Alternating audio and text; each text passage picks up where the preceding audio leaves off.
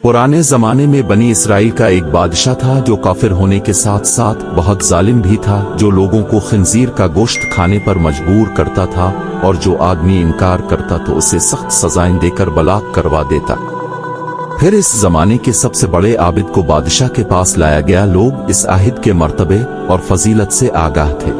लोग नहीं चाहते थे कि इस आबिद बुजुर्ग को बादशाह की तरफ से कोई तकलीफ पहुंचे। चुनांचे एक सिपाही ने आबिद से कहा, आप मुझे एक बिकरी का बच्चा ज़ब्ह करके दे दें। जब बादशाह कहेगा कि इस आबिद के सामने खिंजीर का गोश्त रखें तो मैं वही बिकरी का गोश्त आपके सामने पेश करूंगा।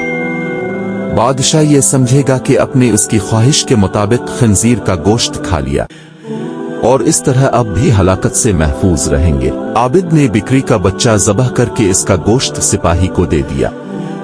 जब आबिद को बादशाह के सामने लाया गया तो बादशाह ने हुक्म दिया कि खिंजीर का गोश्त लाया जाए। मंसूबे के मुताबिक तो इस सिपाही ने बिकरी का गोश्त आबिद को पेश किया। बादशाह ने कहा, मेरे सामने खिंजीर का गोश्त खा।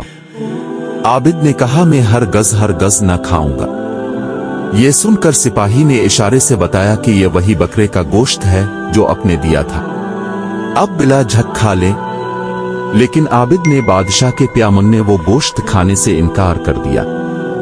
जालिम बादशाह ने सिपाहियों को हुक्म दिया कि उसे कत्ल को। जब आबिद कत्ल के लिए ले जाने लगे तो वही सिपाही करीब आया और कहा, अपने गोश्त क्यों ना खाया? बाखुदा ये वही गोश्त था जो आपने दिया था।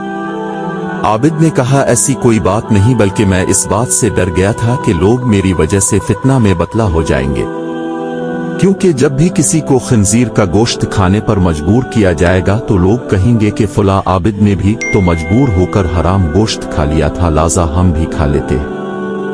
इस तरह लोग मेरी वजह से बहुत बड़े फितने में मुब्तला हो जाएंगे और मैं लोगों के लिए फितना हरगज़ बनाना नहीं चाहता हूँ। ये कहकर वो आबिद खामोश हो गया और जल्लाद ने इसका सर तन से जुदा कर दिया गया।